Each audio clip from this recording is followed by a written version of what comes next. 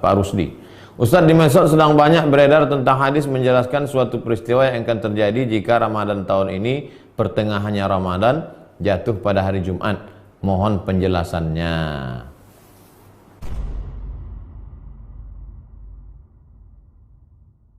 Setelah petang hari kami dimasukkan lagi ke penjara dalam keadaan terikat dengan rantai besi. Fabaina nahnu naji'u minal amal ba'dal maghrib. Suatu hari setelah sholat maghrib kami pun pulang, habis kerja di gurun pasir, pulang masuk ke penjara. Ma'a sahibil ladzi kana yahfazuna infatahal qaid min rijli. Tiba-tiba aja rantai besi itu terlepas dari kaki.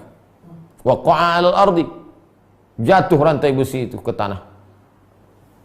Wasafal yawma was-sa'ah. Dia sebutkannya hari ini jam segini. Hari ini jam segini lepas rantai besi itu. Fawaqafal waqtal ladzi ja'at fihi al-mar'ah. Pas pada hari dan saat itulah emaknya itu datang menjumpai Imam Taqi bin Makhlad. Wada'a syekh. Hari itu syekh berdoa. Fanahadha ila alladhi kana yahfazuni wa saha alayya.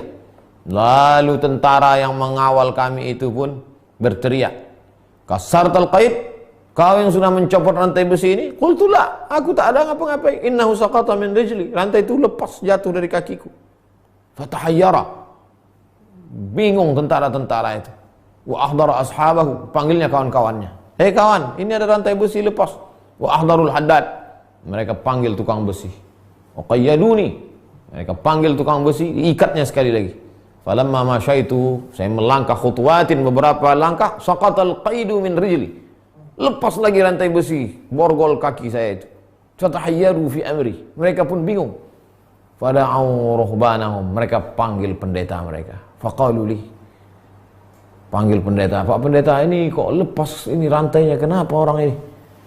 Maka ditanyalah pendeta, alaka walidatun, makmu masih hidup? Qultu na'am, makmu masih hidup? Masih. Wa faqa du'a'uha al-ijabata, doa emakmu dikabulkan Allah SWT. Wa qad atlaqaka Allah, Allah yang melepaskan engkau. Fala yumkinuna taqyiduka. Kalau sudah dilepaskan Allah, tak mungkin kami menahan engkau.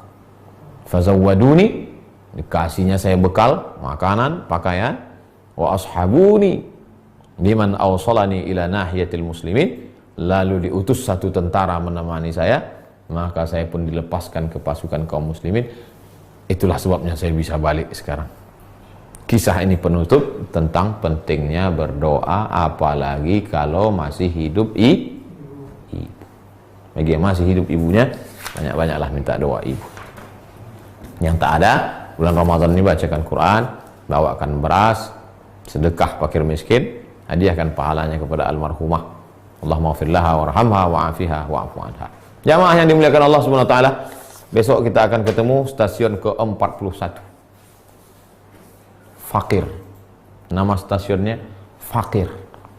Fakir tuh nggak ada duit nggak? Iya. Besok kita bahas tak ada duit.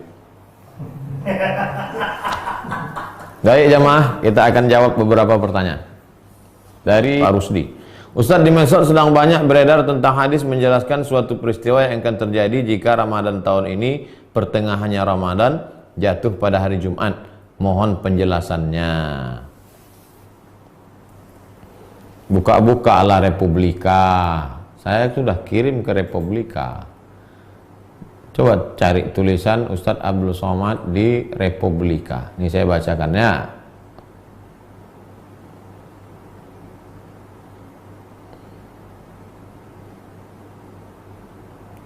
Pada tanggal 15 Ramadan, malam Jumat akan terjadi kejutan.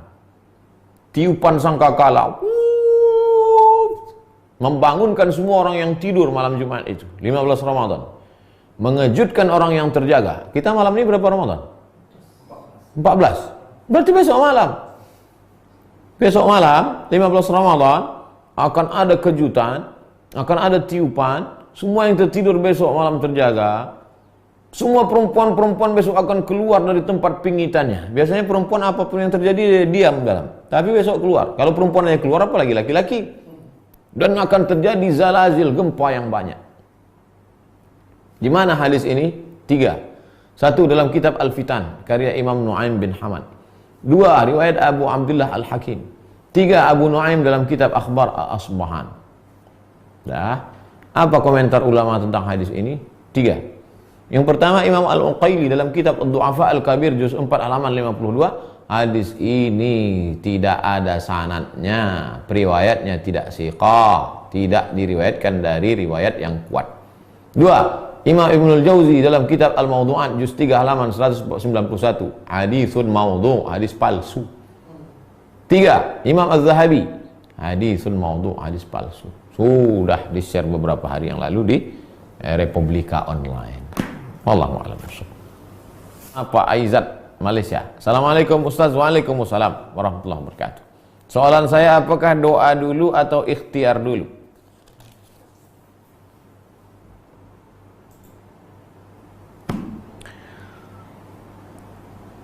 Doa itu tidak rukun, tidak syarat, tidak wajib.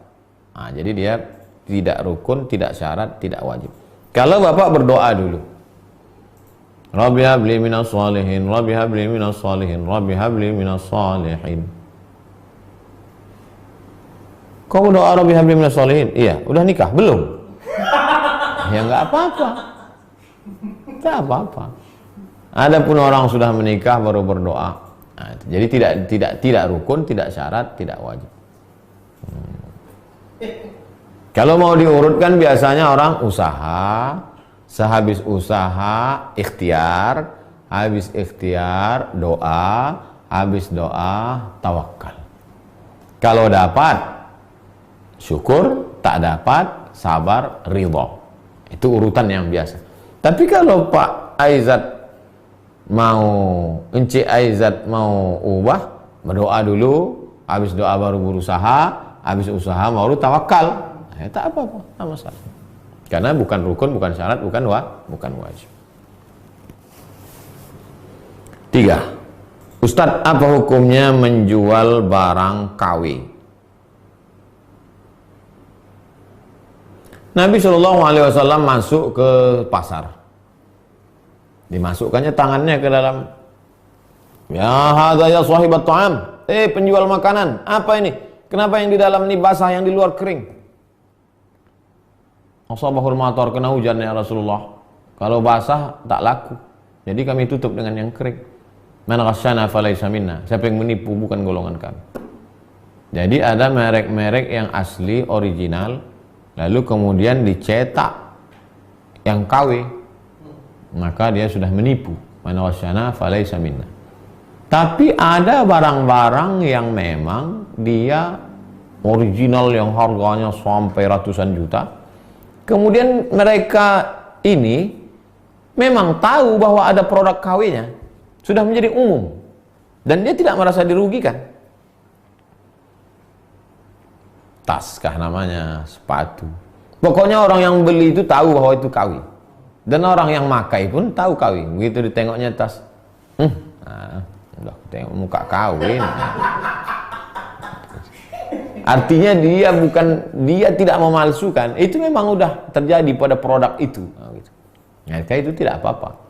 Tapi kalau dia sendiri atau sekelompok, itu tipu, tak boleh. Tapi kalau kita balik ke kajian kita, menghindari yang haram, takwa. Menghindari yang syubhat, wara. Menghindari yang halal, zuhud. Jadi kalau mau menghindari ini, syubhat ini, wara. Ibu Sri Mulyani, Sri Mulyati.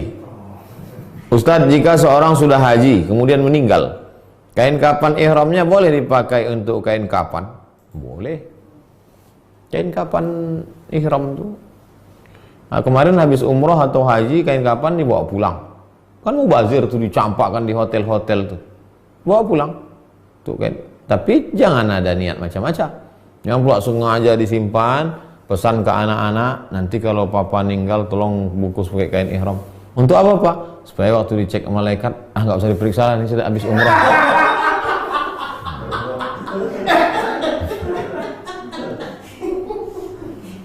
Jangan mengakal-akali malaikat. Boleh. Bolehkah kita bersifat tafaul? Tafaul itu artinya mencari barokah, mengalap barokah. Ya, beberapa sahabat Nabi SAW meninggal dunia memakai kain yang dulu pernah diberikan Nabi kepadanya. Kenapa? Karena mengharapkan barokah. Nah, dipakainya kain ihram itu, tapi bukan mau mengakal-akali malaikat.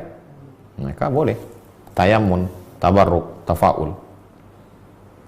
Terakhir, Dwi Sania. Ustadz, bagaimana cara menghadirkan hati ketika berdoa? Ketika kita berdoa, kita lupa apa yang kita ucapkan. Apakah itu termasuk lalai? Lalai lah. Sampai lupa apa yang diucap, atau kemana-mana hatinya. Ya Allah, Allahumma innaka afuwwun karimun tuhibbul afwa. Nampak toples.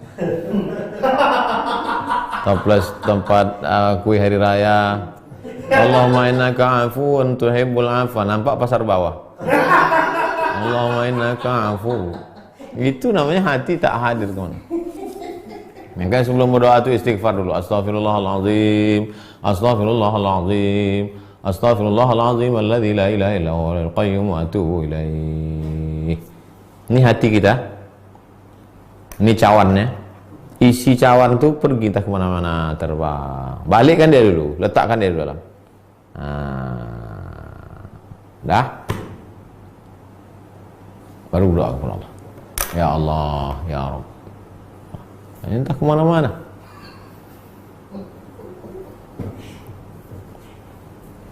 Ya muqallibal qulub, engkau yang membolak-balikkan hati, tsabbit qulubana, kokohkan hati kami ala dinik, dalam agamamu, wa ala ta'atik, dalam ketaatan kepadamu ya Allah. Ya afu, Allahumma innaka afuun, engkau maaf, tuhibbul afwa, kau cinta kepada maaf, fa'fu anna, maafkanlah kami ya Allah. Hadis riwayat Aisyah. Kalau aku berjumpa dengan Lailatul Qadar, itu apa doanya ya Rasulullah? Allahumma innaka afuun tuhibbul afwa fa'fu anna. Jangan lupa tiap malam baca Allahumma innaka afuun tuhibbul afwa fa'fu anna.